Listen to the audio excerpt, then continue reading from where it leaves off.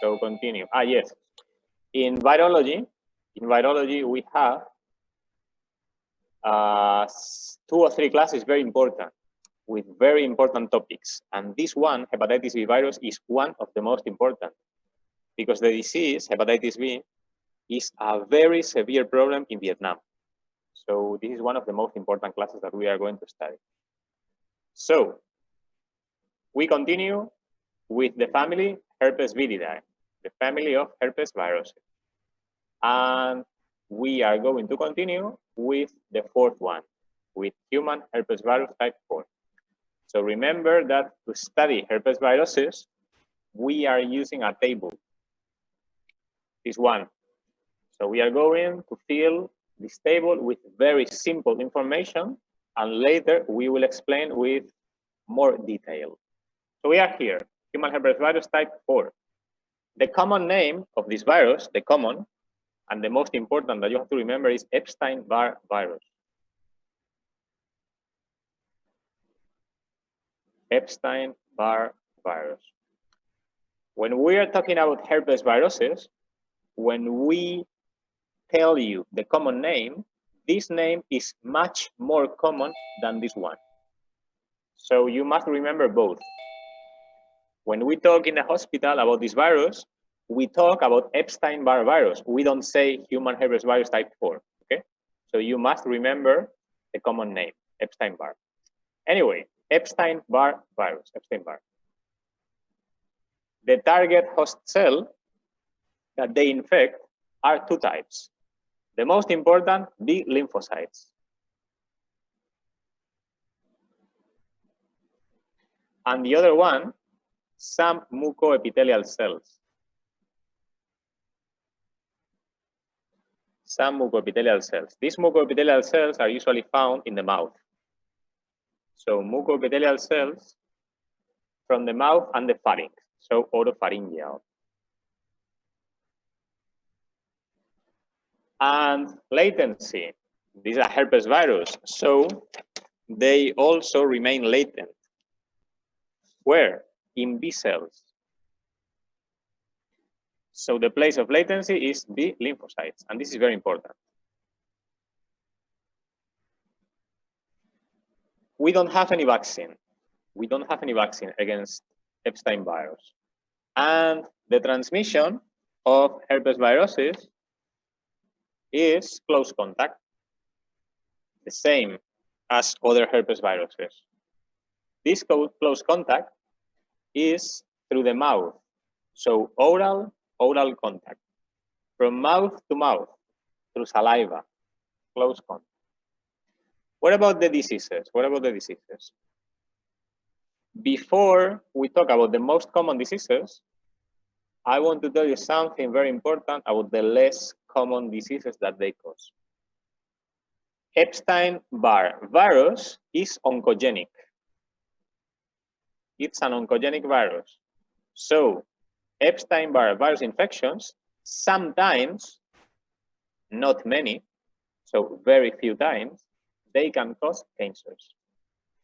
That I will tell you later. This is the first thing that I have to tell you. And the most common diseases that they cause, the most common, we will explain later in more detail, is the primary disease.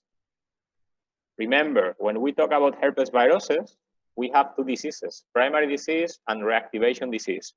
And in the middle, there is a period of latency. The primary disease caused by Epstein-Barr virus is infectious mononucleosis.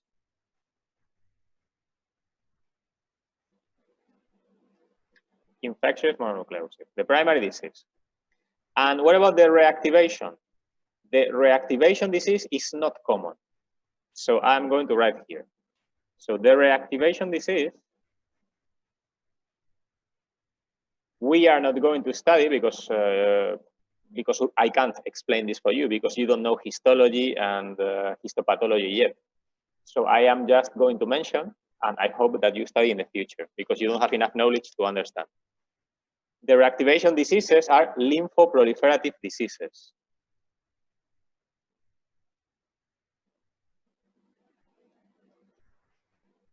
In simple words, a lymphoproliferative disease is, well, lympho is lymphocyte. Proliferative, proliferation, replication. Lymphoproliferative diseases are diseases similar to cancers, similar, where some cells replicate a lot. In these cases, lymphocytes. But I hope that you study this in histopathology next year. So the reactivation disease is not common. The primary disease is more common, okay? So this is Epstein-Barr in very simple words. So we are going to explain in more detail.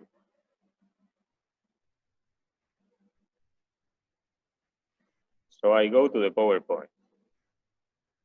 So we are here.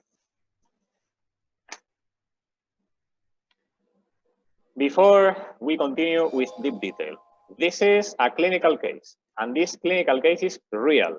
This is a real clinical case, and this is the typical common clinical case of infection, of primary infection by Epstein-Barr virus. The title of this clinical case is a kissing disease, and you will understand now why. This is a very young girl, 17 years old. She's very healthy. Well, she was very healthy.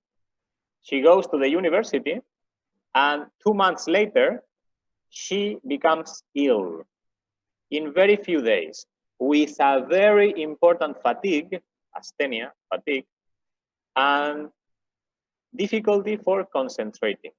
At the same time, she has fever, sore throat, headache, and she noticed something in the neck, fullness in the neck, like something inside the neck. On physical examination, we find conjunctival, the eyes, and pharyngeal inflammation. And what do we find in the neck? In the neck, we find swollen lymph nodes. This is the typical case of a primary disease by Epstein-Barr virus. This is the typical case of infectious mononucleosis.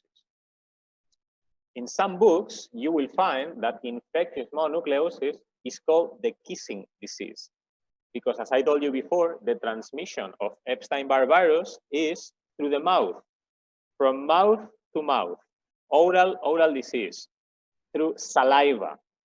So not only because of kissing is common, but most people are infected when we are small children, when we go to school, when we share toys, and we share food, we share drinks, so through the saliva. Remember that the most important host cell for Epstein-Barr virus are B cells. And remember that Epstein-Barr virus is oncogenic. This is the first oncogenic virus that we study. Remember from the last class, oncogenic transformation is one of the outcomes of viral infection. Epstein-Barr virus infection is related with some cancers. I will tell you later which one is the most important. Okay, so I go to the whiteboard. So target host cells. The most important, B lymphocytes, B cells. In B cells, when Epstein-Barr virus infects the B cells, the outcome of the infection is usually latency. The other target cells are mucoepithelial cells from the mouth.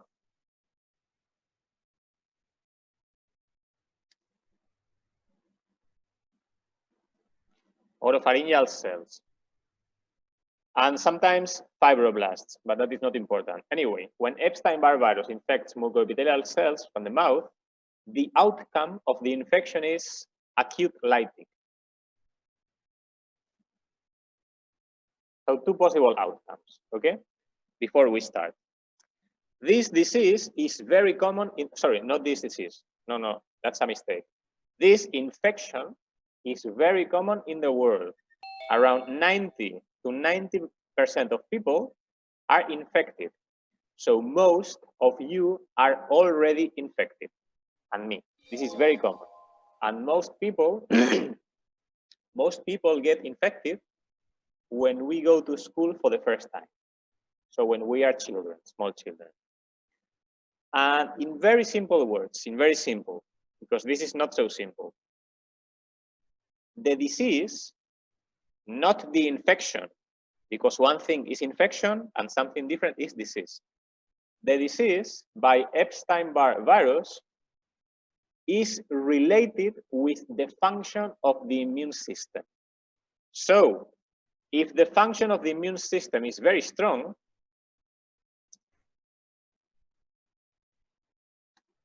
the disease may appear.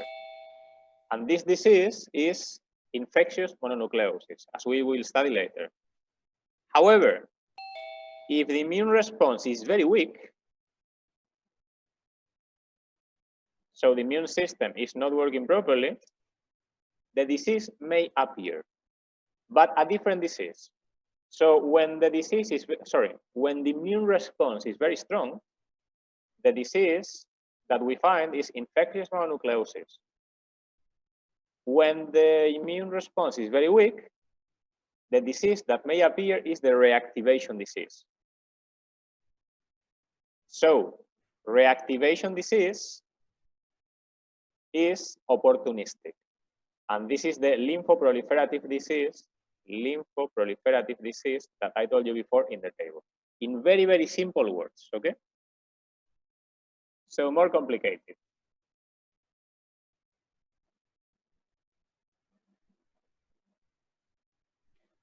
So this is the same, look. Children, small children who infect for the first time will suffer an asymptomatic disease or very mild.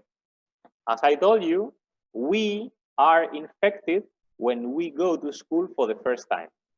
And we don't remember what happened because this is asymptomatic or very mild.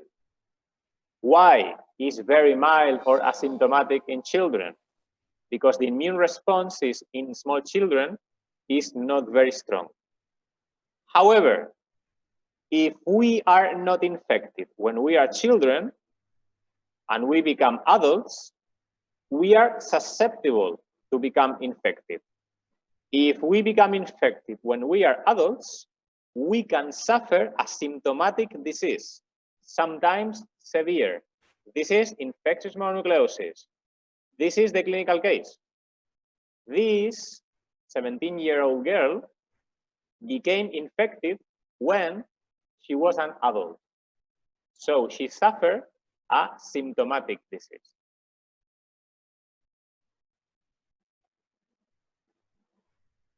And as I told you before, immunocompromised people have a very severe risk, a very high risk of suffering a reactivation disease, the lymphoproliferative disease. Most people are infected in the world, most people. Infection is forever, the same as all herpes viruses. And most children are infected at the age of 2 years. Wait a moment. Can you hear me clearly? Students, can you hear me clearly? Yes. Yes. Yes. Does anyone has any problem to hear me? No. I think it's your Wi-Fi. What? Yes. Maybe it's the Wi-Fi. But the Wi-Fi, because there is no Wi-Fi here. So all of you can hear clearly? Yes. Yes. Yes. No problem? Okay. Okay, so look, in Vietnam and in Spain, my country, most children are infected at the age of 2 years. And we don't remember because that was asymptomatic or mild. However, in other countries, in richer countries, people infect later in life, later. So when they are teenagers. And teenagers, adults, may suffer an asymptomatic disease. This is infectious mononucleosis.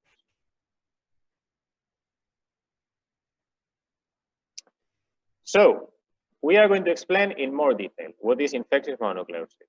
So we come here. Remember this picture. This is the picture that we use to study the pathogenesis of herpes viruses. We start with exposure. Exposure is from mouth to mouth, so oral exposure, oral. And what happens after that? It depends. The primary disease, well, if you are a child, possibly nothing. If you're a young child, asymptomatic, no disease. If you are an adult, well, an adult, teenager or older,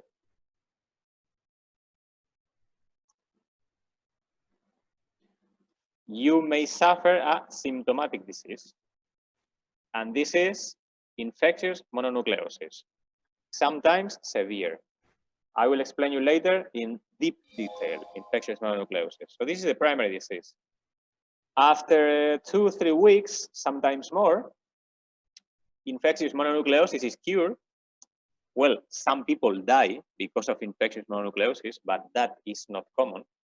But the disease disappears, but not the virus, because the virus becomes latent. Where? Inside B cells, inside B lymphocytes. And Epstein-Barr virus remains latent forever. Well, this is Epstein-Barr virus. Okay. Epstein-Barr virus remains latent forever.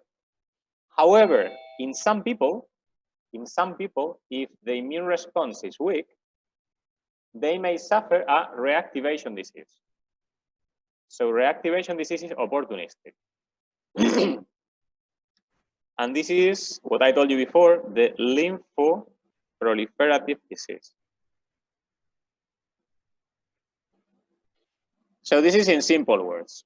So now we are going to explain in much more detail what is infectious mononucleosis. So I go back, sorry, not here. I go back to the whiteboard. Here. Okay, so exposure. Mouth to mouth. Primary infection. Primary infection of 2 different cells. B cells and mucoepithelial cells of the pharynx. So what happens when the virus infects mucoepithelial cells? Oropharyngeal epithelial cells. What happens? A lytic infection, acute lytic infection. And the patient suffers a pharyngitis. And this pharyngitis, with sore throat and high fever, this pharyngitis is very similar to the pharyngitis caused by Streptococcus pyogenes. It's very similar. So sore throat, okay, pharyngitis, mucoepithelial cells. So the virus is spread in saliva. Mucoepithelial cells. Epstein-Barr virus also infects B cells. And something happens when these B cells are infected. When B cells are infected, the virus enters in the mouth. So these cells are mostly found in the tonsils, okay? The tonsils. When these B cells are infected, the B cells proliferate. B cells proliferate. And something very interesting happens here. The B cells proliferate, and some of them release a lot of antibodies. But these antibodies that they release are not specific against Epstein-Barr virus. These antibodies are specific of many different antigens that we don't know. These antibodies, so different against many different antigens, are called heterophile antibodies.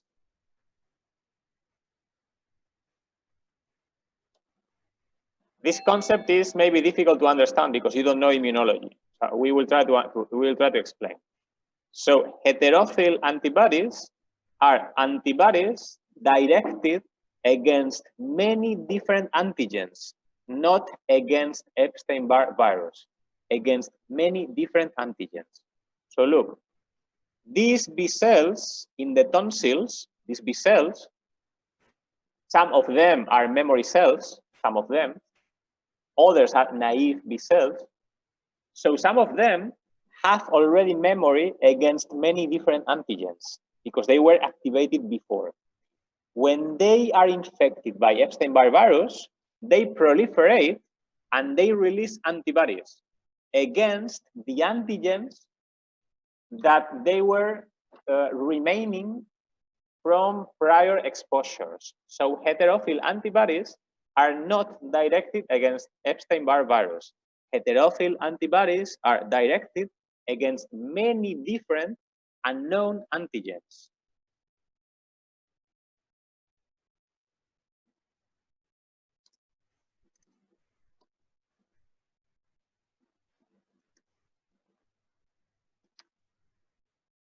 And something happens when B cells proliferate. When B cells proliferate,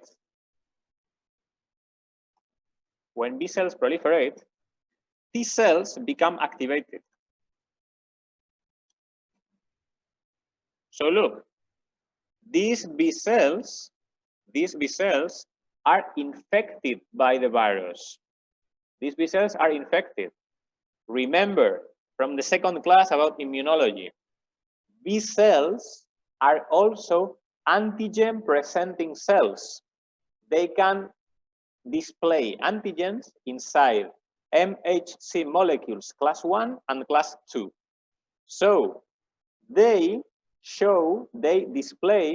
present antigens that belong to Epstein-Barr virus. They present antigens to T cells. So T cells recognize that B cells are infected. So T cells have to fight against B cells. So this is very interesting because Epstein-Barr virus infection is a war inside the immune system. It's like a civil war. T cells have to fight against B cells because B cells are infected and T cells try to destroy these infected B cells. Because of this fight between both, symptoms appear. So T cells become activated. And T cells are found in many places of the body, in the lymph nodes. So the lymph nodes close to the pharynx, so the lymph nodes in the neck become swollen. Not only in the neck. The lymph nodes become swollen, and the spleen and the liver swollen. So in all of these places, all of these places are swollen because they contain T cells. This is from the second class. And what else? Many T cells become activated, many T cells. So a lot of energy is consumed. A lot of energy is spent in this activation. So the patient is very weak. The patient is very tired.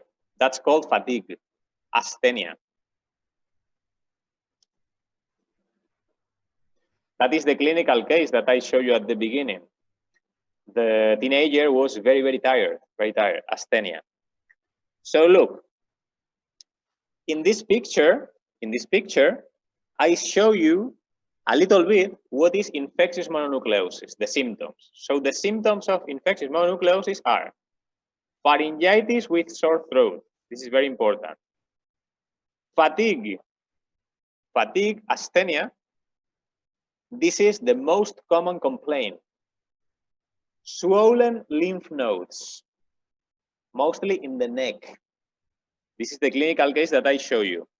And in the laboratory of microbiology, we can detect these heterophil antibodies.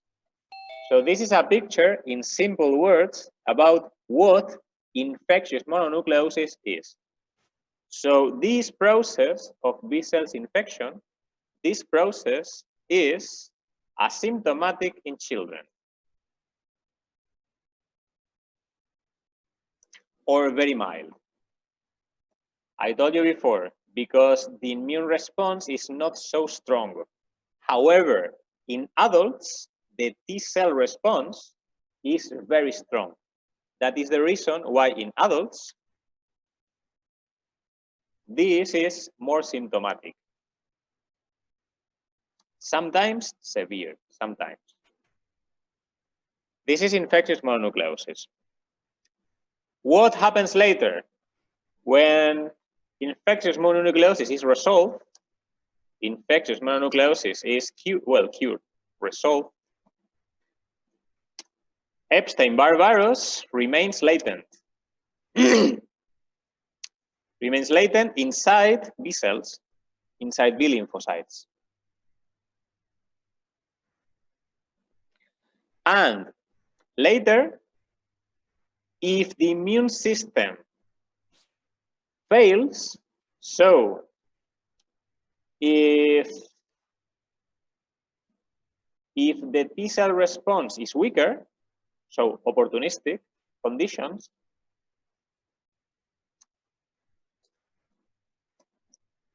the virus reactivates inside the B cells because the virus is living inside the B cells. The virus reactivates and causes disease. For example, lymphoproliferative disease. So the reactivation disease is opportunistic. So this is not easy to understand. This is difficult to understand for everybody, but this is more difficult to understand for you because you haven't studied immunology yet. So you will understand better next year when you study immunology and internal medicine. But the picture that I show you here is very simple. It's enough. Okay, so this is infectious mononucleosis.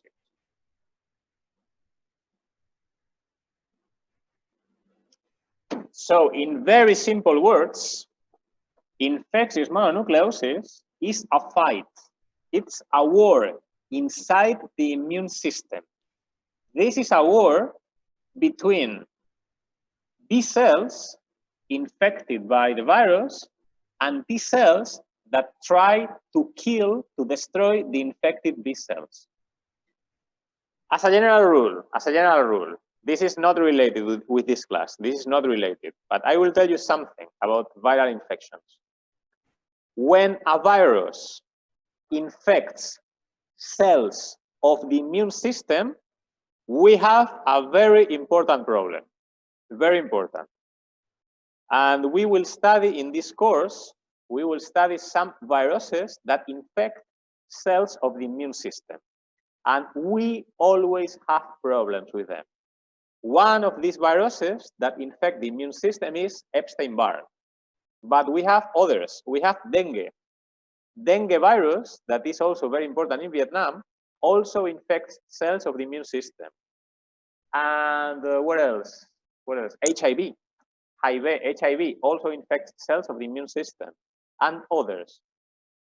When a virus infects cells from the immune system, we have problems, obviously, and this is one of them. This is the pharyngitis in a patient with infectious mononucleosis. Look, the tonsils are very swollen and they have exudate. The appearance is very similar to pharyngitis by Streptococcus pyogenes. It's very similar. I told you that Epstein-Barr virus is oncogenic, so it may cause different cancers. You will study this in histopathology next year, but I introduce you. The most important cancer related with Epstein-Barr virus infection is the Burkitt's lymphoma. The Burkitt's lymphoma is not common here. It's more common in Africa, in children. This is a terrible disease. I will show you later. Another one that it's more common, you will study next year, is the Hodgkin's lymphoma. This is very common. And another one that is found in Asia is the nasopharyngeal carcinoma. So 3 different cancers are related with Epstein-Barr virus. The most important, Burkitt's lymphoma. This is a child with Burkitt's lymphoma in the face. This is a terrible disease, mostly found in Africa. Okay, so laboratory of microbiology. Laboratory of microbiology. What can we do for the diagnosis of Epstein-Barr virus infection? What can we do? At the laboratory of microbiology, we can do 2 things. We can detect antibodies against the virus, that is serology, and we can detect nucleic acids by PCR. Okay? We use serology, detection of antibodies, for the diagnosis of the primary disease, for the diagnosis of infectious mononucleosis. We detect nucleic acids by PCR, real-time PCR, so quantitative PCR. We use it mostly in patients immunocompromised that may be suffering lymphoproliferative diseases, so in the reactivation diseases. So look, these are the laboratory findings in patients with primary disease, in patients with infectious mononucleosis. These are the findings. Lymphocytosis. This is the most common finding. So lymphocytosis means that the number of lymphocytes increases very much. This is the value that you will study next year. So we are not going to say anything. Lymphocytosis. Some of these lymphocytes in blood are very strange. We call them atypical lymphocytes. The number of atypical lymphocytes also increases in blood. These atypical lymphocytes are T cells. And finally, serology. And serology is maybe the most important method for the diagnosis of infectious mononucleosis that I told you before. And we are going to explain serology in more detail. So we are here.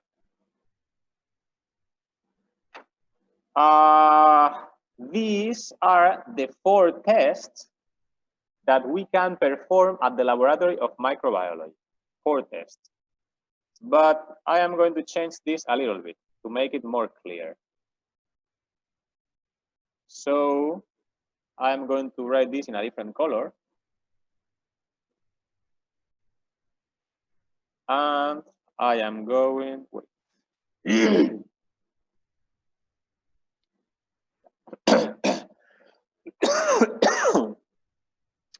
wait a moment.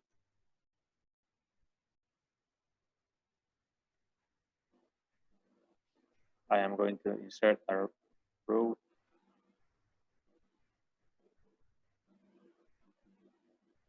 So we are going to divide these 4 tests into 2 groups, non-specific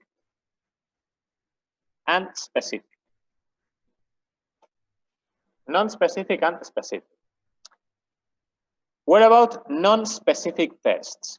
So remember, we are talking about serology, okay? This is serology, detection of antibodies. Non-specific test, what is this? With non-specific tests, we can detect these antibodies, the heterophil antibodies. These heterophil antibodies are directed against many different unknown antigens, not against antigens from Epstein-Barr. So, non-specific tests to detect heterophile antibodies. The name of this test is Paul Banel. This is a very common test that you are going to use many times in your life. So the Paul Banel test is a serological test that we use at the laboratory of microbiology to detect heterophile antibodies, non-specific. However, we also have specific tests to detect specific antibodies against Epstein-Barr virus. And we have two antigens. We have two antigens, and we can detect antibodies against these two antigens. One antigen is the antigen from the capsid of Epstein-Barr virus. This is the viral capsid antigen, VCA. This antigen is from the capsid, and we can detect IgM and IgG, both. So antigen from the capsid. And we have another antigen, an antigen from the nucleus. This is called Epstein-Barr nuclear antigen. We can detect antibodies against this antigen, okay? So we can detect three types of antibodies: IgM against the capsid, IgG against the capsid, and antibodies against the nuclear antigen. These antibodies are usually IgG, okay? So 4 tests.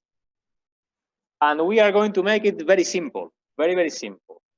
We are going to study only 2 profiles, an acute infection, so infectious mononucleosis,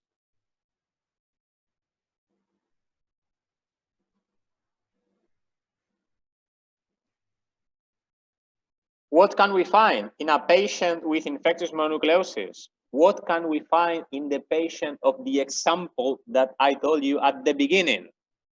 The Paul Banel test is positive, okay, because the patient is producing heterophile antibodies.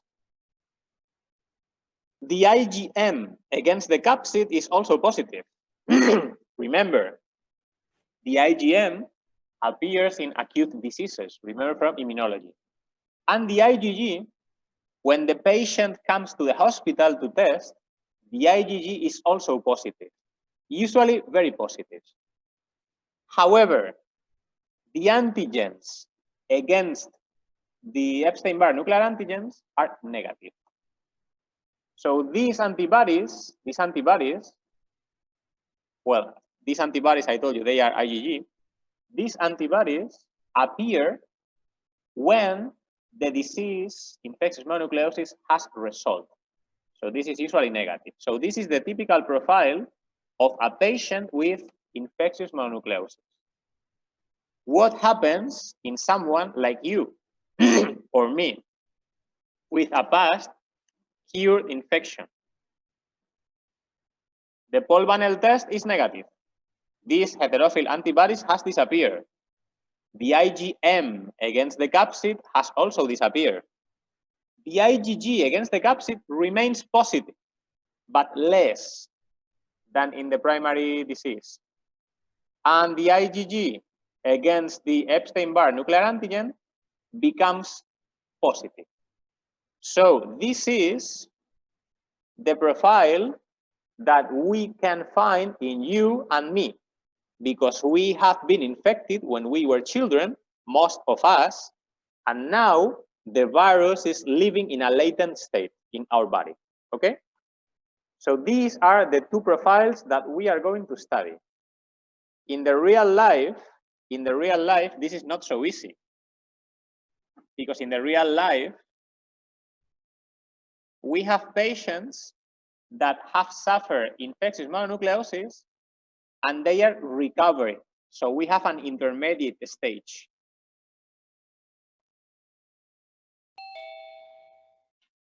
So patients recovering from patients recovering from infectious mononucleosis. So patients convalescent. In these patients, the serologic profile is between this one and this one, okay? But we are not going to say anything about this profile, but you can find in the presentation if you are interested. So this is the diagnosis of Epstein-Barr virus infections, the diagnosis of infectious mononucleosis. This is microbiology. This is what we do in the laboratory of microbiology, and this is important. Okay, so I go back to the presentation. So we are here. Look, these are, the left side, these are normal lymphocytes that we find in blood. And this one, this one on the right side, this is an atypical lymphocyte. This is the same that I told you. And I don't want to tell anything else about Epstein-Barr virus. Do you have any question about Epstein-Barr virus before we continue? Because I know that this is difficult to understand.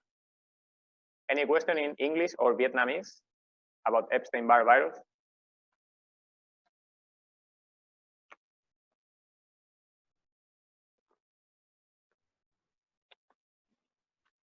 Questions?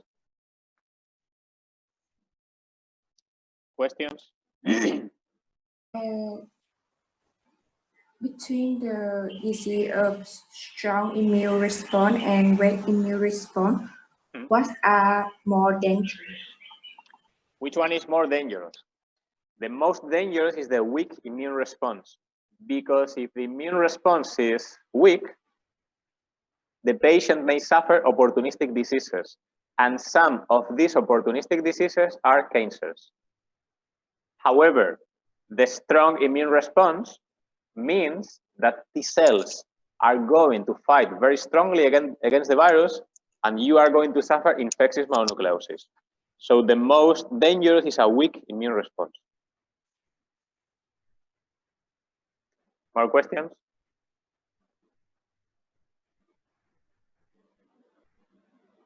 Do you understand the concept of heterophil antibodies? Because that is difficult to understand for people who don't know immunology.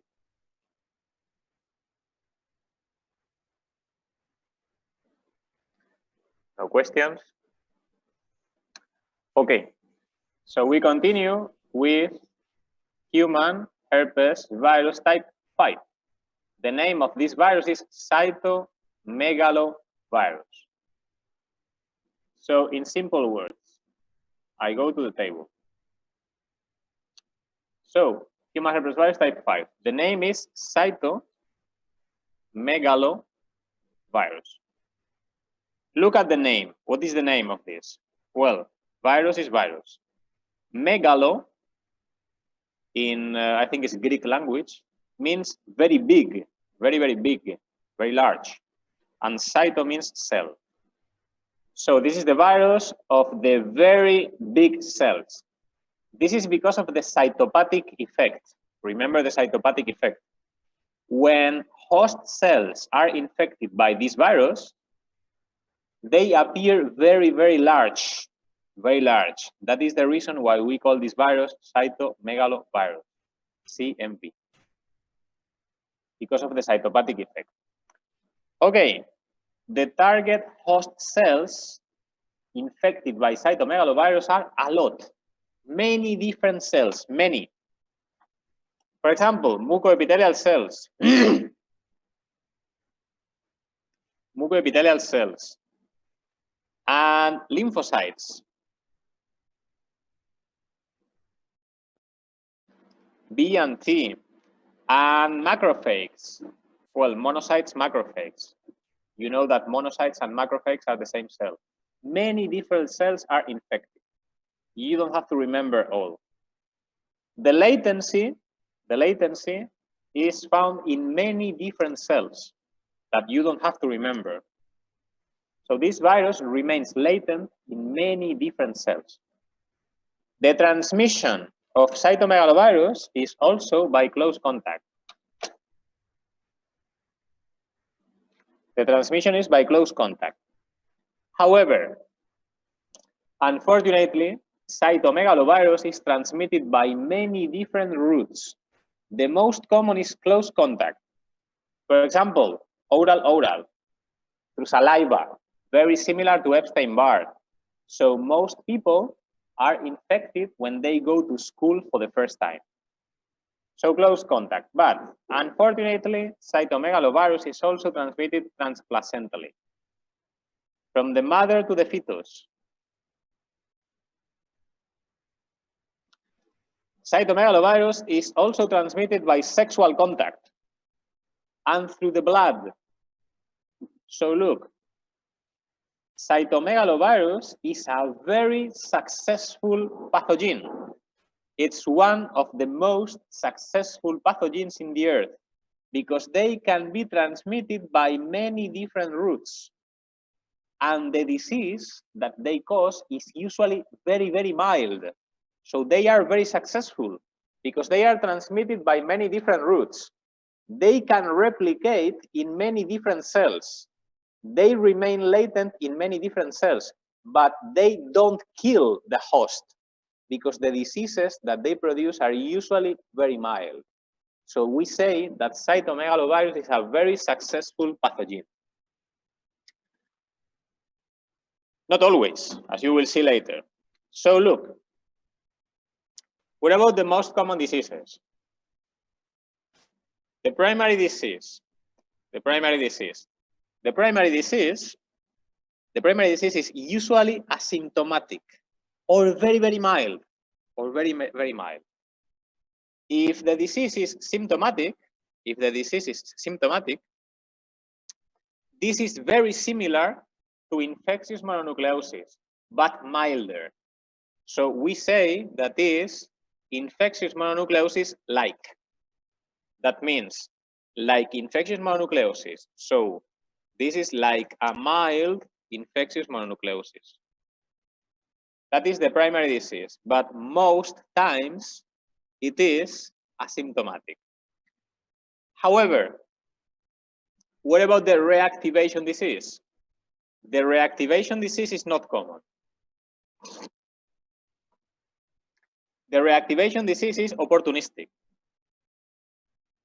the same as Epstein-Barr.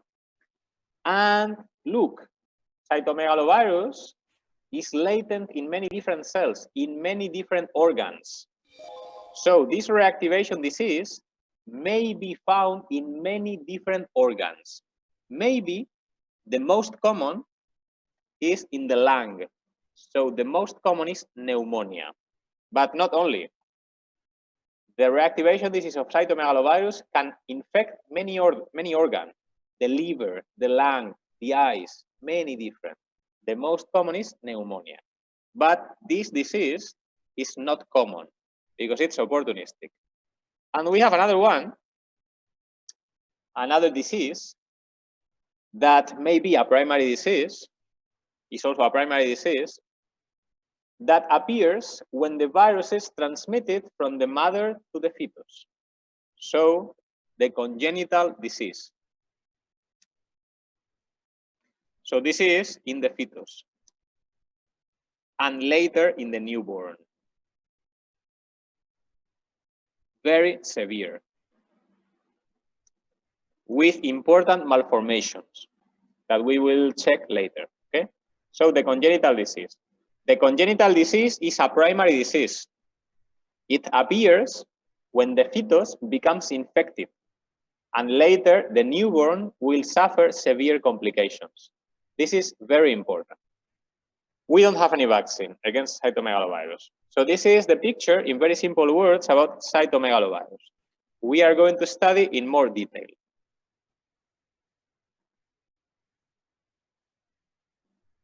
So we go to this picture. I remove this.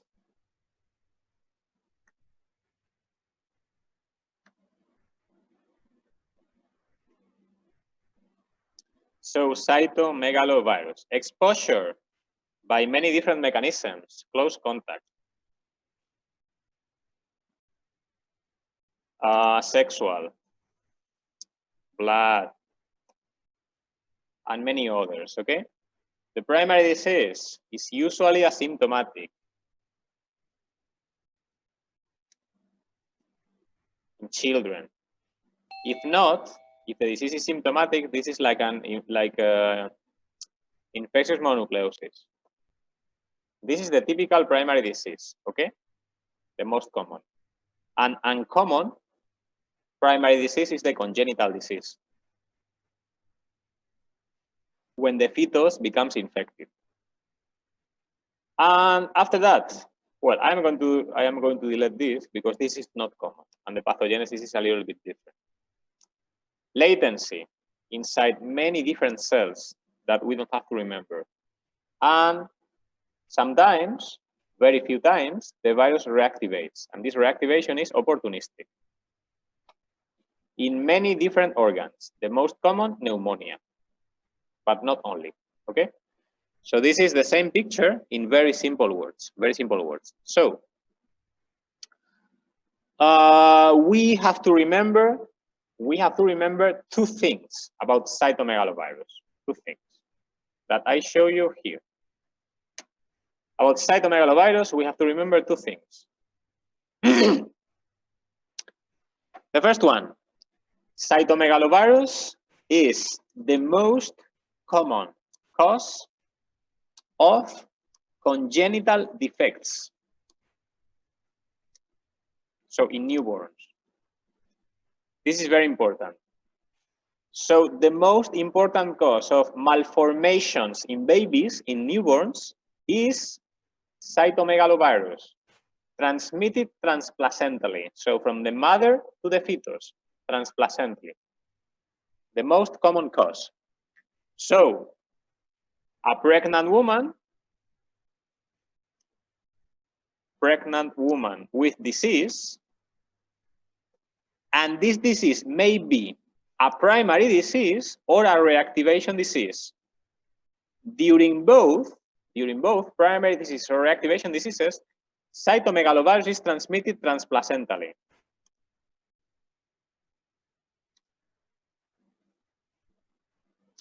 To the fetus. Transplacentally. And the fetus becomes infected, and the newborn may have severe malformations.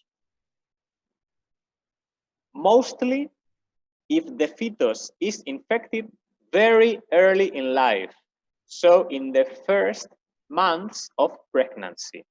If the fetus is infected very late, the malformations are not severe. Okay? So this is the first thing that we have to remember. The most common cause of congenital malformations. And the second, cytomegalovirus is an important, it's a very important opportunistic pathogen. Mostly in transplant recipients, in transplant patients, mostly. And when these transplant patients have a disease, usually a reactivation disease, pneumonia, lymphoid, is the most common. These are the two things, the two most important things that you have to remember about cytomegalovirus. The most important. I go back to the PowerPoint because I think we are not going to say anything else about this. Look how common cytomegalovirus is. Between 40 to 100% of people are infected already, mostly in Africa and Asia. And forever, remember, because all herpes virus infections remain forever.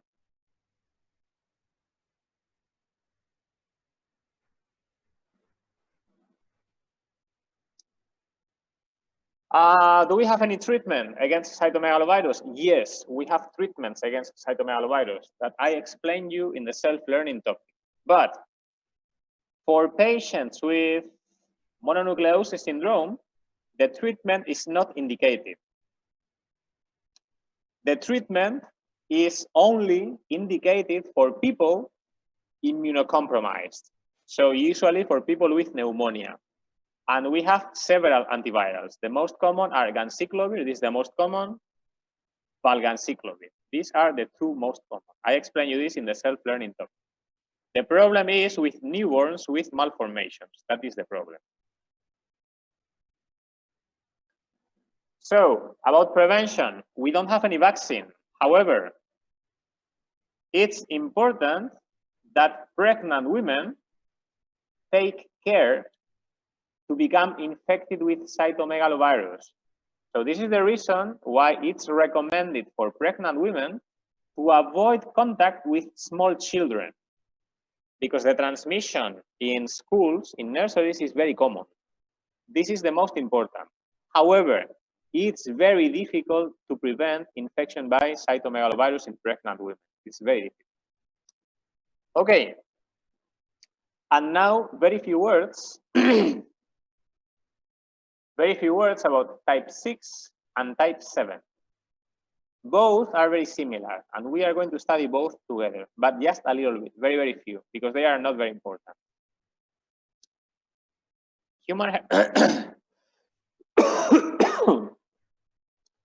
Sorry. Human herpes virus type 6 and type 7, they are called roseoloviruses. And the disease, well, disease is not very severe. They are transmitted by close contact, the same as others. So transmission by close contact and droplets, so inhalation by the respiratory route. They mainly infect T cells, and they remain latent in T cells, but also in other cells. But this is not important to remember, because these viruses are not very important. We don't have any vaccine against them. And what about the diseases? The primary disease is typical of children. Primary disease is typical of children, and this is called roseola infantum. This is Latin language. Roseola infantum, or exantem subitum, is the same. This is Latin language. I explain you now the meaning. Exantem subitum or roseola infantum is the same. The meaning is the same. What is this? Roseola means that the skin becomes pink. It's like a rash. Exantem is the same. Exantem is a rash in the skin. Infantum means from children. And subitum means that it appears suddenly. So that is the disease that I will show you. The disease typical of children is a rash in the skin that appears suddenly, but not severe. This is very mild. The name of this exantem is roseola infantum or exantem subitum, the same. Less common diseases, the reactivation. The reactivation is not common. The reactivation disease is also opportunistic. The reactivation disease is opportunistic and usually in transplant patients, the same. So we go back here to this picture, and I am going to write here with simple words.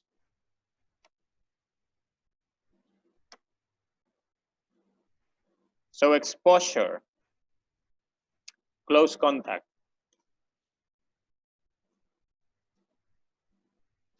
or droplets. Well, this is human herpes virus type 6 and human herpes virus type 7. The primary disease. The primary disease is usually very mild in children. The primary disease is called Roseola infantum.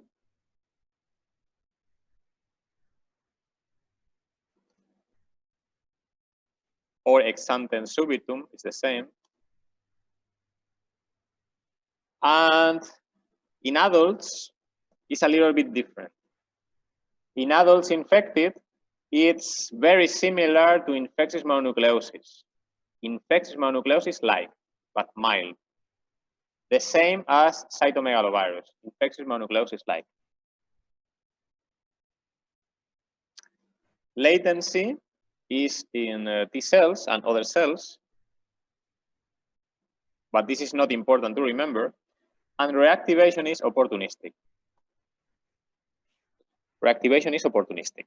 So this is in very simple words. I am going to show you what is this in children, because you are going to see children with this disease in the future that is not severe. Look, these viruses are very common. Type 6 is found almost in all people, 100% of adults. And type 7 in around 95% of adults. So most of us are already infected by them. So look, this is exantem subitum in a child. The typical child, very small, usually a baby, is a baby with very high fever for a few days. After a few days with very high fever, the fever stops. And when the fever stops, the rash in the body appears for about 1 to 2 days. Suddenly, this is exantem subitum.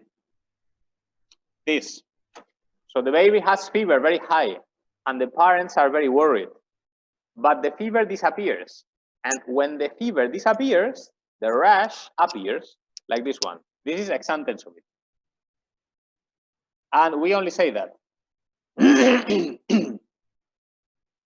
And to finish the class, we are going to study the last one, human herpes virus type 8. So I go to the table.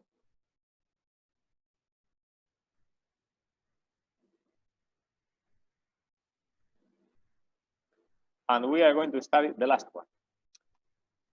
Human herpes virus type 8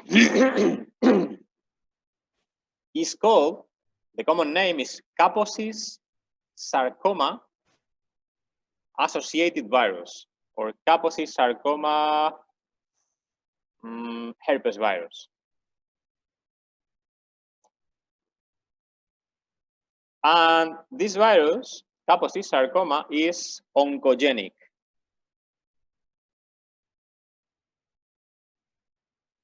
So it can cause cancers. So look, from all herpes viruses, 2 are oncogenic, Epstein-Barr and Kaposis sarcoma, both. Kaposis sarcoma infects B cells and also other cells. And Kaposis sarcoma virus remains latent inside B cells. So look, this is common with Epstein-Barr virus. Both are oncogenic and both infect B cells. The transmission of this virus is also by close contact and maybe sexual contact. We don't have any vaccine against Kaposis sarcoma virus. And the primary disease is not very clear. The primary disease is not very clear, so I am not going to write anything here in the most common diseases because we don't know. We only know the less common diseases. We only know the cancer. The most common cancer produced by this virus is the Kaposis sarcoma. This is a terrible cancer that appears mostly in patients HIV positive. So this is opportunistic.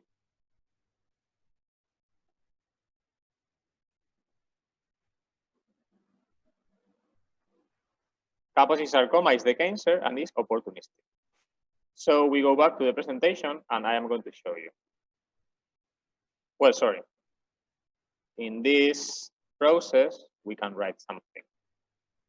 The problem is that we don't know very well the primary disease. So, human herpes virus type 8. This is Kaposi sarcoma virus. Exposure through close contact. And maybe sexual contact. The primary disease is not clear. We don't know very well. So possibly the primary disease is almost always asymptomatic, possibly. Or maybe just mild symptoms, like fever and rash, maybe. But we are not very sure. Latency is in B lymphocytes. And the reactivation is opportunistic. The reactivation is opportunistic, and it may be the Kaposi sarcoma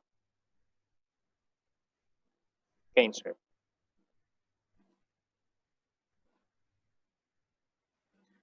I show you. So look, we will review this in the future when we study HIV. Kaposi sarcoma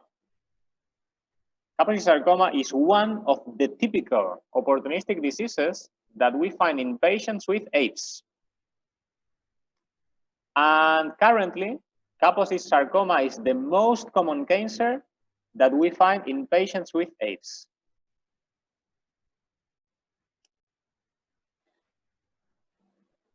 The cancer appears, as I told you before, when the immune system is not working. So the cancer appears during immune suppression. That is the reason why the cancer appears in patients with HIV. Look, this is Kaposi sarcoma. This is Kaposi sarcoma in the chest.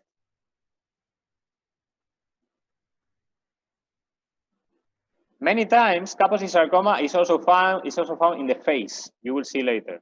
This is Kaposi sarcoma that you will study in detail in histopathology. In the face. This was very typical 30 years ago. 30 years ago, when I was a child, during the pandemic of HIV, there were many patients infected with HIV, and we could find many patients on the street with this in the face. This is Kaposi sarcoma, or this. So it was very easy to identify patients with HIV because many of them suffer Kaposi sarcoma in the face, like this. We don't have any treatment against this virus, but we know that if the immune system recovers, the Kaposi sarcoma may be cured. And this is the last thing that I am going to tell you about herpes viruses. So the most important information, because I know that this is a lot, I'm very sorry, but we don't have more time to explain this in more detail. But with the information provided in this table, we can have a very good picture about how herpes viruses work. Do you have any question about herpes viruses before we continue? Ting An, Ting Viet?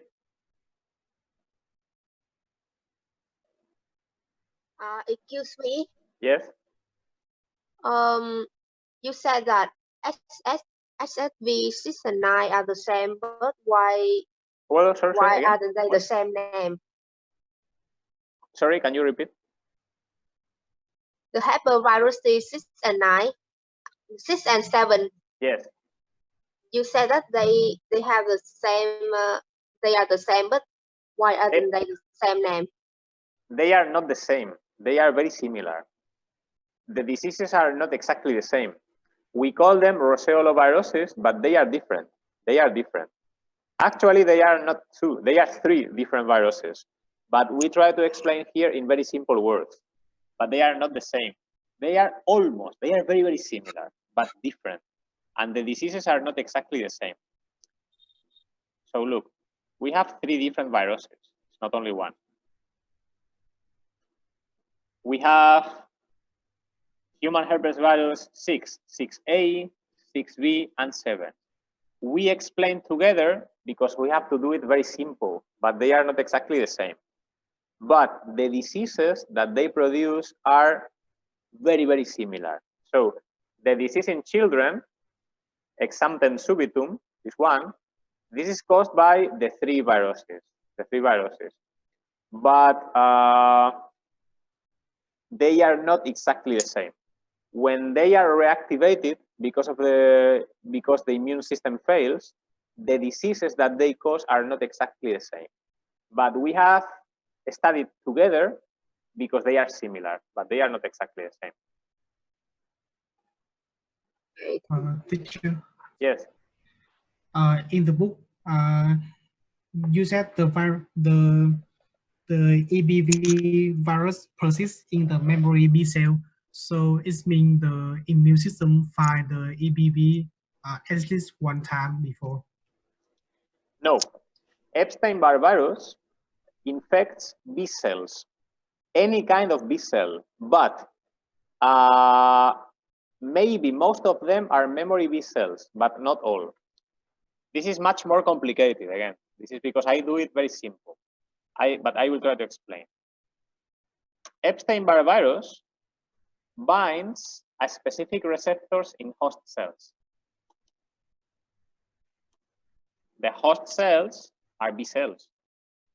Most of them are memory cells, but not all, also naive B cells. This specific receptor is the molecule CD21 that you will study in immunology. So any cell that has this molecule on the surface may be infected by Epstein-Barr, okay? And this is found in naive B cells, in memory B cells. So the memory B cells are the most common B cells infected. The Epstein-Barr virus remains latent in memory B cells, but that does not mean that the immune system has met the Epstein-Barr before. No, the memory B cells are memory B cells against other different antigens, not against Epstein-Barr. So they are memory B cells against other antigens that we don't know, but not against Epstein-Barr. So these memory B cells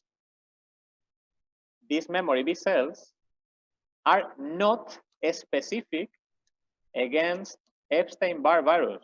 They are not. They are specific against other antigens. That's why I told you before that the concept of heterophile antibodies is not easy to understand. So, so it means the EBV. So the EBV may be reactivated when the B cell are released to again another virus. Yes, the Epstein-Barr virus activates the B cells, and these B cells release antibodies against many different antigens. So the memory B cells are specific of other antigens. When these B cells are activated by the Epstein-Barr, these B cells release antibodies against those antigens. You understand? But not against antigens, not against a specific antigen. That is the problem to understand. Yes, thank you. So these B cells infected are not specific against Epstein-Barr. These B cells, memory B cells, are specific against other antigens, different antigens. And these antibodies released are very different. These antibodies are called heterophile antibodies. Actually, in Greek language, the word heterophile means phil means to like, and hetero means different. So different, they are antibodies against many different antigens, not against Epstein-Barr. More questions? I want to ask about the SAP type 3. Yes. Type 3. Yes. Varicella zoster. Yes. Yes. What do you think about, can we have a case that a person who has never had chickenpox but has the zoster? A person that has never had chickenpox but has zoster. Yes.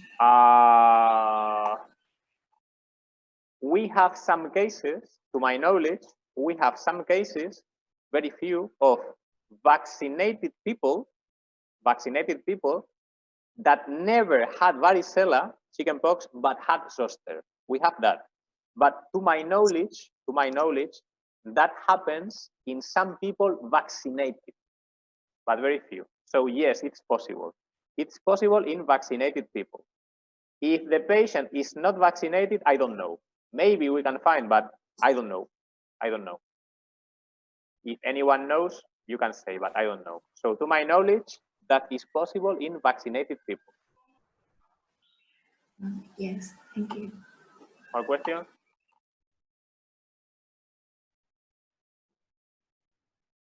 More questions?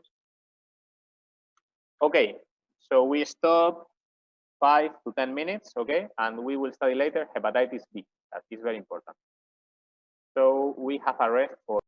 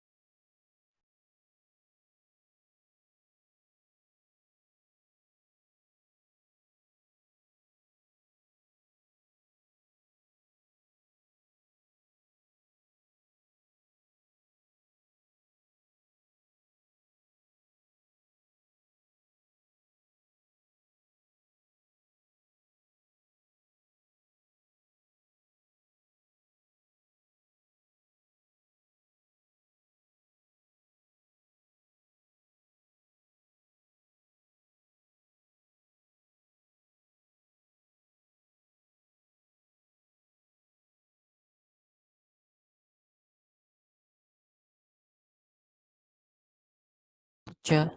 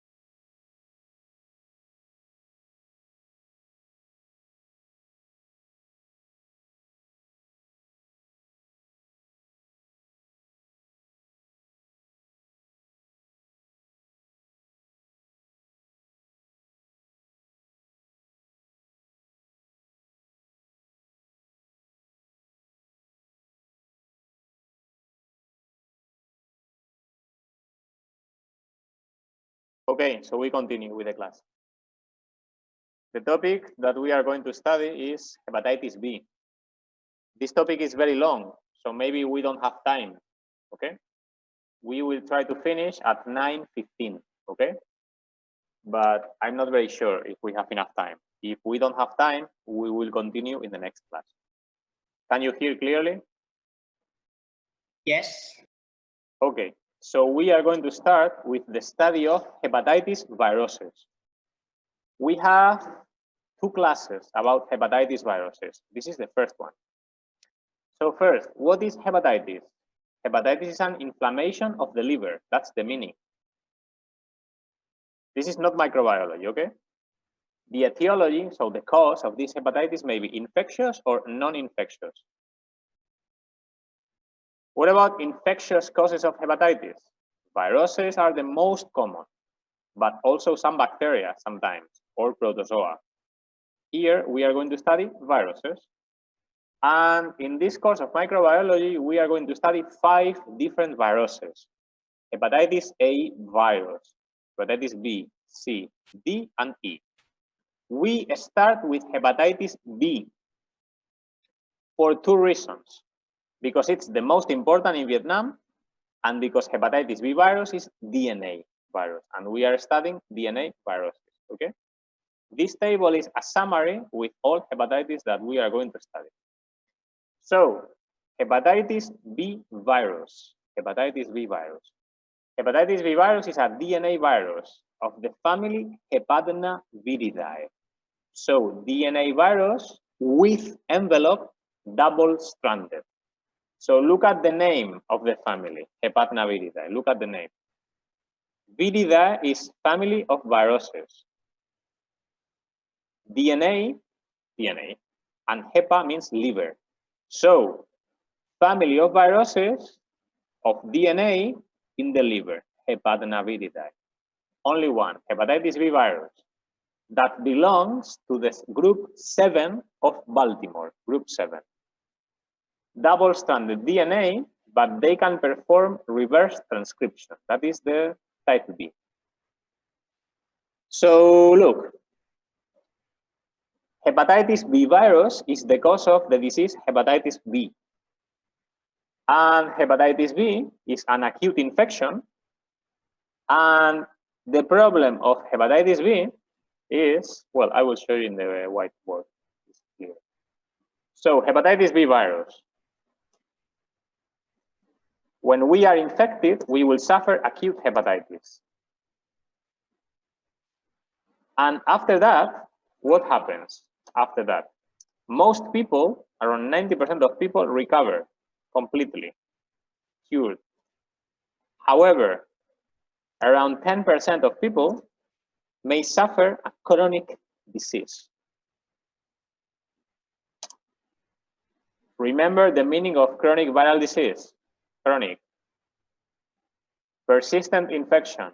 The virus is replicating, okay, slowly.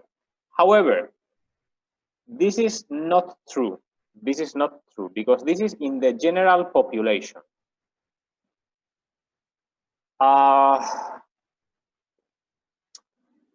The risk of developing chronic disease depends on the age of infection. So this is not absolutely true. Anyway, I will explain you that later. So the problem of hepatitis B is the people with chronic disease. In people with chronic disease, after many years, they can deliver severe complications in the liver. And these complications are two. These severe complications are cirrhosis, that you will study in internal medicine, and cancer, liver cancer. The name of the liver cancer is hepatocellular carcinoma. Hepatocellular carcinoma. And this is a very important problem in Vietnam because many people in Vietnam suffer chronic hepatitis B. The liver cancer is a terrible problem in Vietnam. Okay. So look, I told you that this 10% is not real. 10% of chronic disease is not real because the risk of chronic infection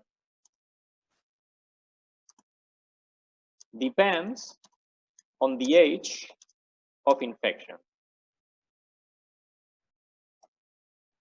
If people are infected very early in life, so as a newborns, this was the problem in Vietnam some years ago.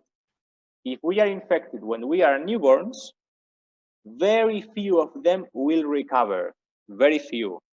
And around 90% of them will suffer a chronic hepatitis B. So not 10%, but 90% of them. So newborns infected, 90% of them will suffer chronic hepatitis B. However, if we are adults, when we are infected, around or less than 5% will develop chronic hepatitis B. So the risk of developing chronic disease depends on the age of infection. Very bad for newborns because most of them will develop chronic disease. Okay, so look.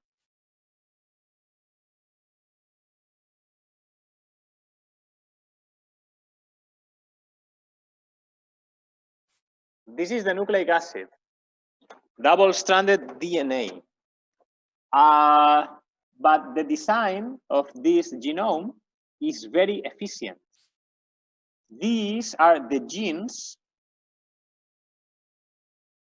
of the genome of hepatitis B, and the design, the genetic information is overlapped.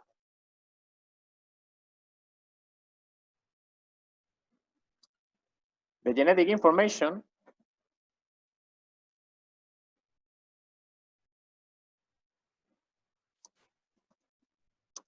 is overlapped. Do you understand the meaning of this?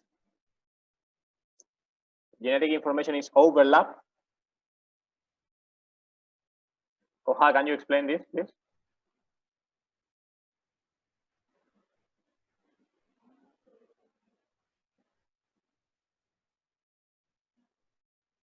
I don't hear you. Can you hear me? Yes. Các bạn biết cái từ overlap có nghĩa là các cái đoạn gen này nó chồng lắp với nhau, chồng lắp với nhau các bạn, có nghĩa là một vài đoạn thì nó tách rời ra, nhưng mà một vài đoạn thì nó sẽ gắn một cách chồng lặp, mà nếu như có quá trình phiên mã xảy ra thì nó sẽ đồng thời diễn ra cả hai cái gen đó, phiên mã một cách đồng thời ha. Các bạn nghe được không? Can you hear me? Yes. Yeah. Dạ nghe cô. Already? Okay. So look, this is the problem of hepatitis B in the world. Around 5% of the population in the world are infected. And the highest prevalence is found in Asia, Africa, and the Middle East. In Vietnam, the prevalence is very high. In Vietnam, the prevalence is between 8 to 19%, depending on the province.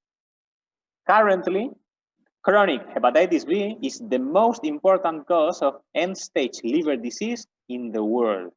However, currently we have effective vaccines to fight hepatitis B. So the problem that we have now in Vietnam are people around 40, 50, 60 years old that were not vaccinated. All of you are already vaccinated. So look, these are the places with the highest prevalence in the world: Southeast Asia and Africa.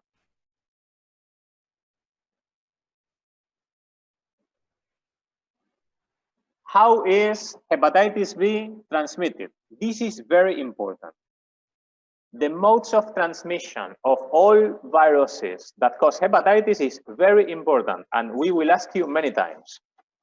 Hepatitis B is transmitted through the blood, so parenterally. Hepatitis B is transmitted from mother to child transmission. This is called vertical transmission. And this was very important in Vietnam in the past. This transmission is mainly at birth. Transplacental transmission is not common. So the transmission from the mother to the child is mostly at birth. And hepatitis B is also transmitted by sexual transmission. So 3 ways of transmission: through the blood, this is the most efficient; at birth, from mother to child; and sexual transmission. The most important is blood. So the most efficient way to infect is injection of the virus into the blood.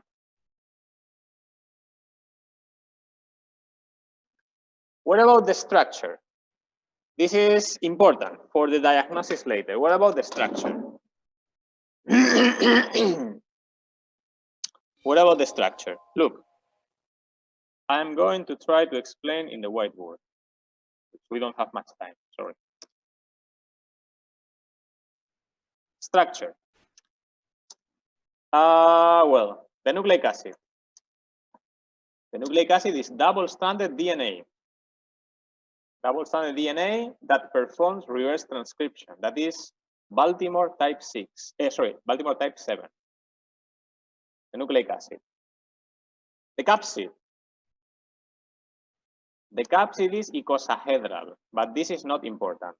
The capsid is made of proteins, and the protein of the capsid is called hepatitis B core or capsid antigen. This is the protein of the capsid. Hepatitis B core antigen. And the envelope. This virus has envelope. The envelope is a piece of cell membranes, as you already know. The envelope contains another protein that is very important. The protein of the envelope is called hepatitis B surface antigen. This is the protein that the virus uses to bind host cell receptor. So the function is to bind host cell receptors. So this is the protein. This is the protein that we use for vaccination. This is the antigen that we use to vaccinate people. The protein that binds host cell receptors.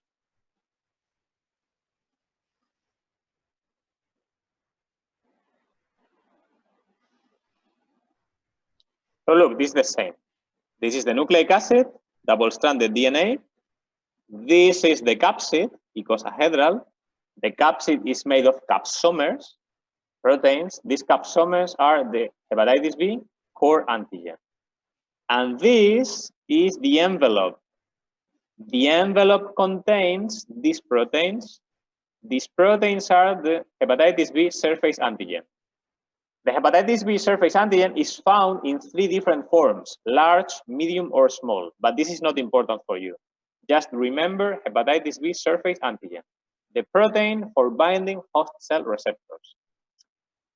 So look, so we have different antigens and we have antibodies that are released against those antigens. We have antigens, we have antibodies against these antigens, and we have other markers. And this is very important in microbiology for diagnosis. Okay, so we are going to try to explain this in more detail. So I told you, the surface antigen. The surface antigen is found in the envelope. The surface antigen is very important in the laboratory because when we find this antigen in blood, that means that the patient is currently infected with acute disease or chronic. So when we find the surface antigen in blood, this patient is currently infected with acute or chronic disease. The core antigen is the antigen from the capsid. This antigen is not found in blood. This antigen is only found in the liver. So in the infected host cells. So this antigen is not useful for diagnosis. And we have another antigen, the E antigen. This antigen may be found in blood, and this is a marker of active viral replication. When we find this marker, this antigen, this protein in blood, that means that the virus is replicating actively in the liver. This is a marker of viral replication. At the same time, we can find antibodies against these antigens in blood. We can find antibodies against the surface antigen. We can find antibodies against the E antigen. And we can find antibodies against the core antigen. And what is the meaning of these findings? When we find antibodies against the surface antigen, that means that the patient is protected against hepatitis B.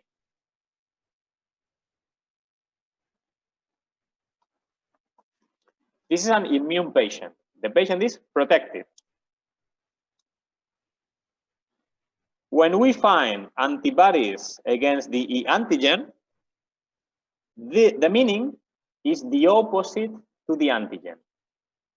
If the E antigen is a marker of active viral replication, the antibody against the E antigen is the opposite. So it's a marker of no replication.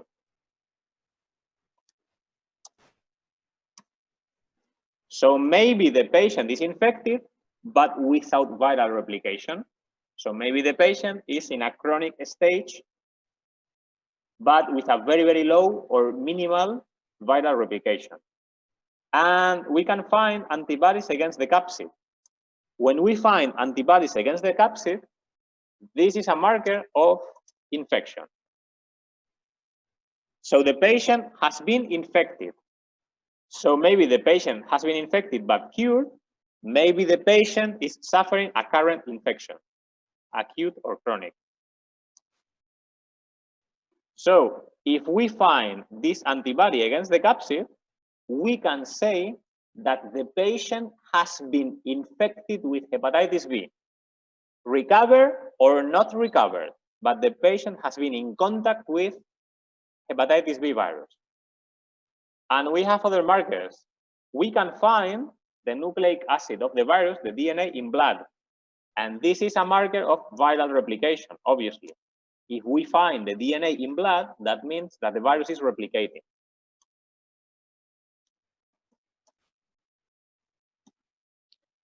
And this ALT, this is an enzyme. This is an enzyme from the liver.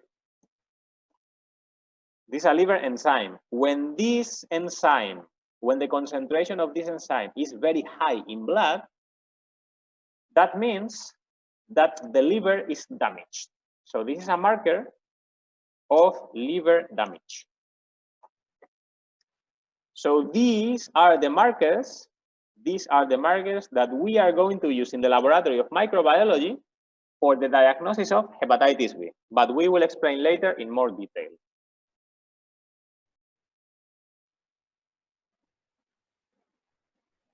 What about the damage? What about the damage? First class, damage depends on the microorganism and depends on the host. So look, most damage in hepatitis B depends on the immune system, not on the virus. The virus, hepatitis B virus, causes damage, but this damage is not important. The most important damage depends on the host immune system. So most liver damage is caused by immune-mediated mechanism. And the final outcome depends on the immune system. And I will try to explain this because this is not easy to understand. I go to the whiteboard if I have time. So the immune response. Immune response against hepatitis B virus. Immune response. We have two types of immune response. The cellular immune response and the humoral immune response.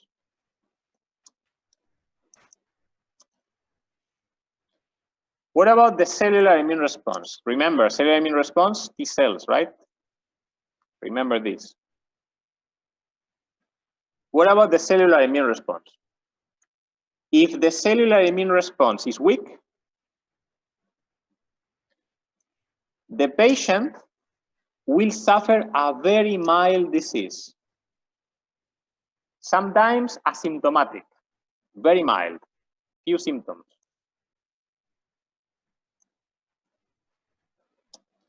However, if the immune response is very mild, if the immune response is weak, the disease is mild, but the risk of chronic infection is very high.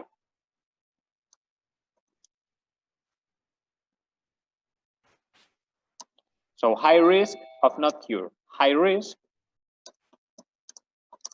of chronic infection. So look, this is what happens in newborns. In babies, when they are infected by hepatitis B, their cellular immune response is weak. So they suffer a very mild disease or even asymptomatic.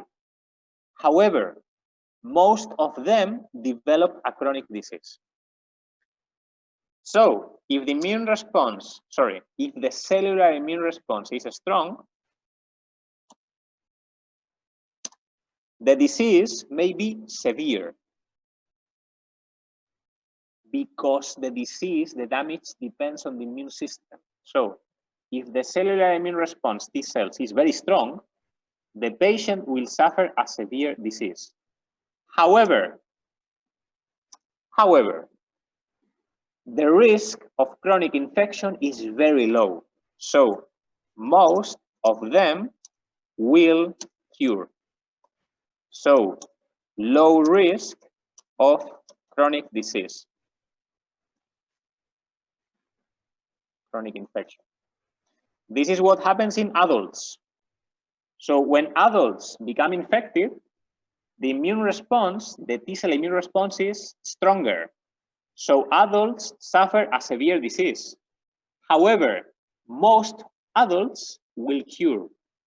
Very low risk of chronic infection.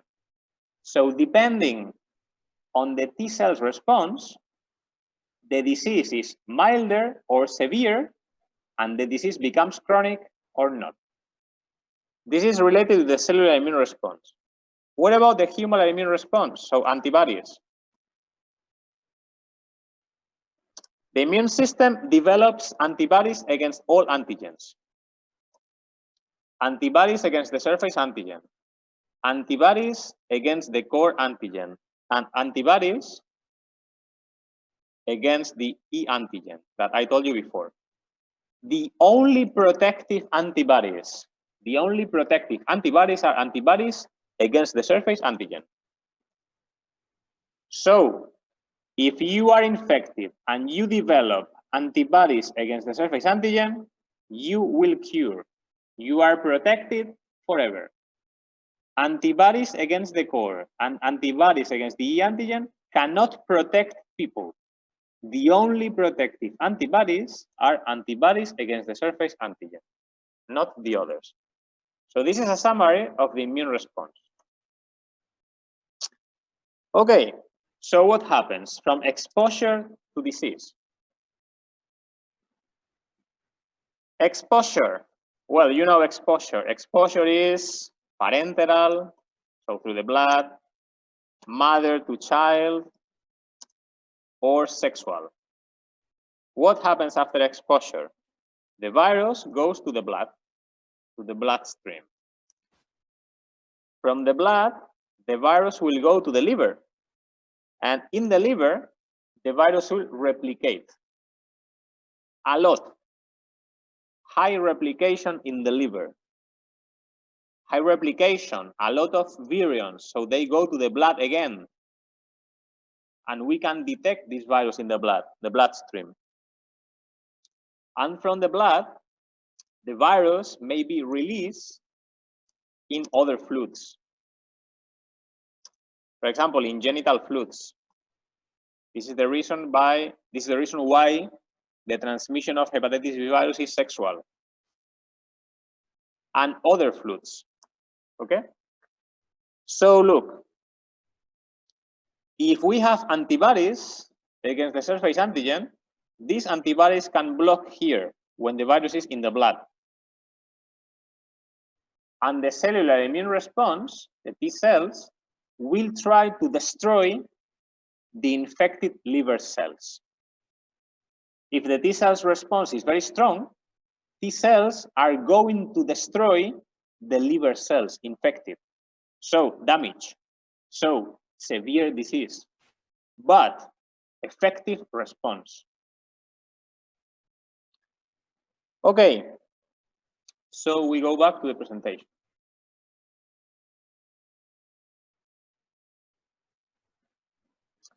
So this is the same.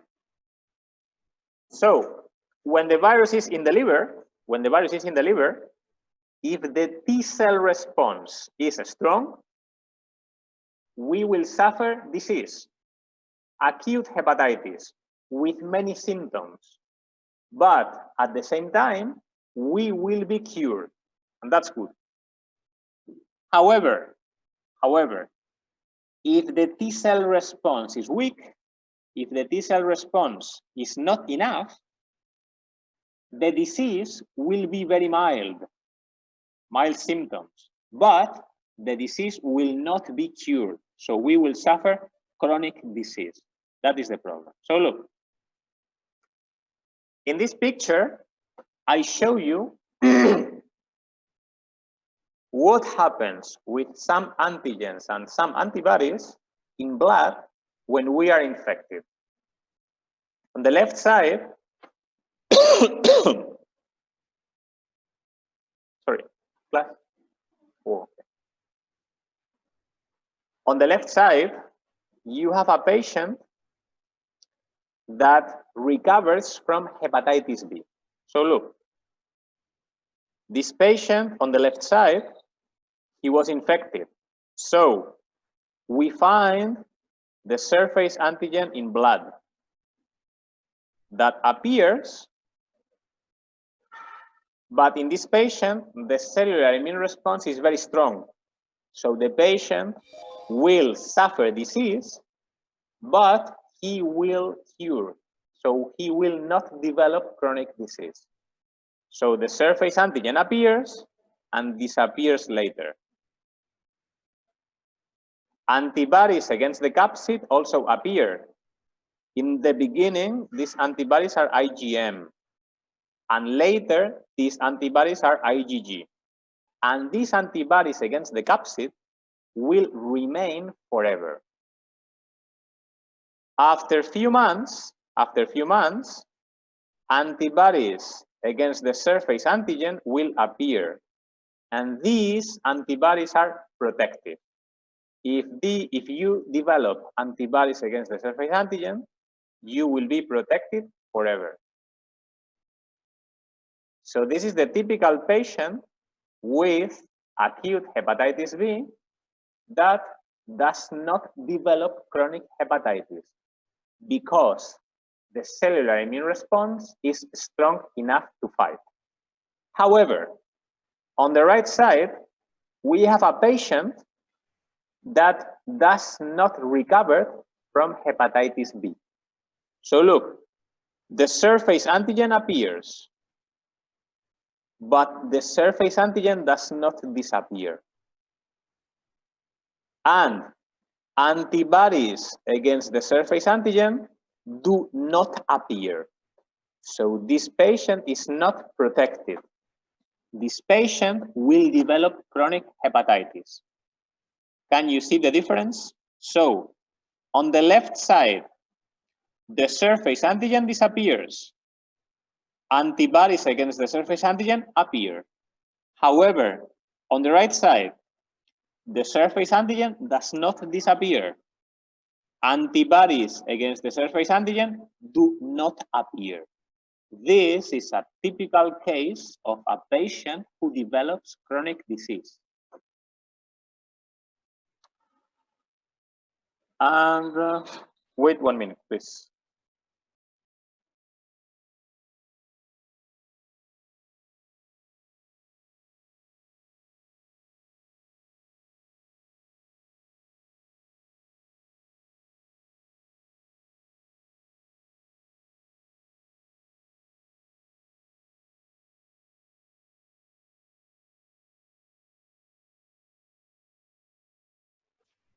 Okay, so look. So we have two types of patients: patients with acute hepatitis and patients with chronic hepatitis. This is not microbiology. This is internal medicine and infectious diseases that you will study in the future. So this is only an introduction for you. Okay? So how can we make the diagnosis of acute hepatitis in the laboratory? How can we make? We can detect liver enzymes. The most important, as I told you before, is the ALT. When the concentration of this enzyme is high in the blood, that means that's a marker of liver damage, okay? So, liver enzymes, ALT is the most important. Bilirubin. Bilirubin may be increased in blood. When the concentration of bilirubin is increased in blood, this is another marker of liver damage. And some patients may have impaired coagulation. This is a sign of severe disease. That's acute hepatitis. What about chronic hepatitis? Chronic hepatitis. Remember, I told you, the surface antigen does not disappear. So, if the surface antigen is found for more than 6 months, this is a marker of chronic hepatitis.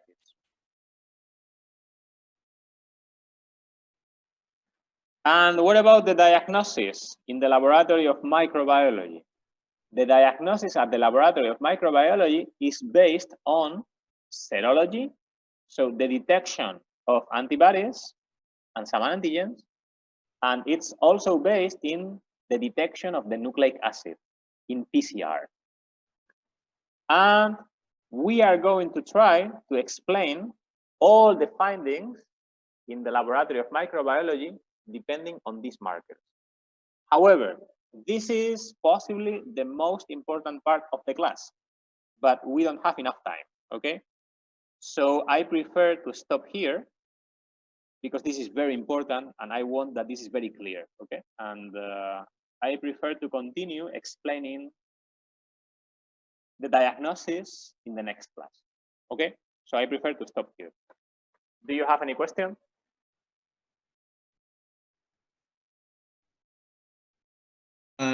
Excuse me? Yes. This is not related to hepatitis B, but the previous herpes virus that you said that the infections is like forever. So what exactly that make herpes virus remain in our cells like that? They hide somewhere or? The hepatitis B? Yes. No, the herpes virus. Herpes viruses remain forever. This is more complicated. Herpes viruses remain forever by a similar mechanism as hepatitis B, because the DNA is not clear from the host cell. The DNA in herpes viruses remain as an episome.